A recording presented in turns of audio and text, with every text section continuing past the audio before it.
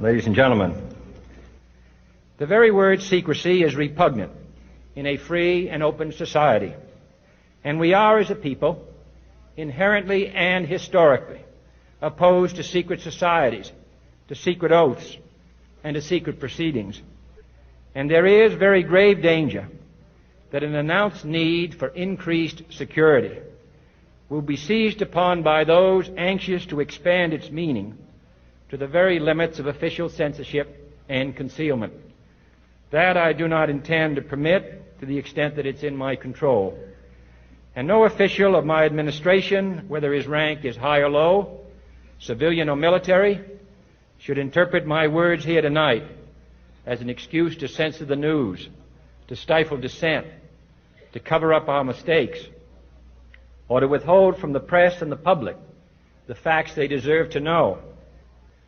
For we are opposed around the world by a monolithic and ruthless conspiracy that relies primarily on covert means for expanding its sphere of influence, on infiltration instead of invasion, on subversion instead of elections, on intimidation instead of free choice, on guerrillas by night instead of armies by day.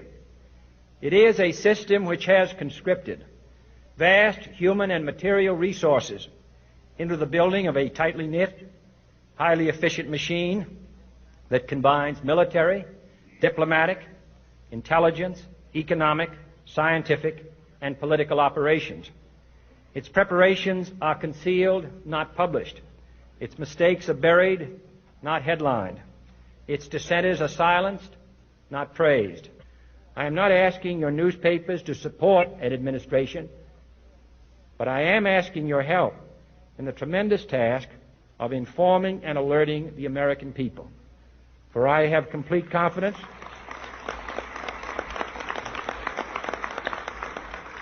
in the response and dedication of our citizens whenever they are fully informed. I not only could not stifle controversy among your readers, I welcome it.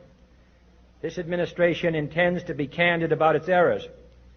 For as a wise man once said, an error doesn't become a mistake until you refuse to correct it. We intend to accept full responsibility for our errors, and we expect you to point them out when we miss them.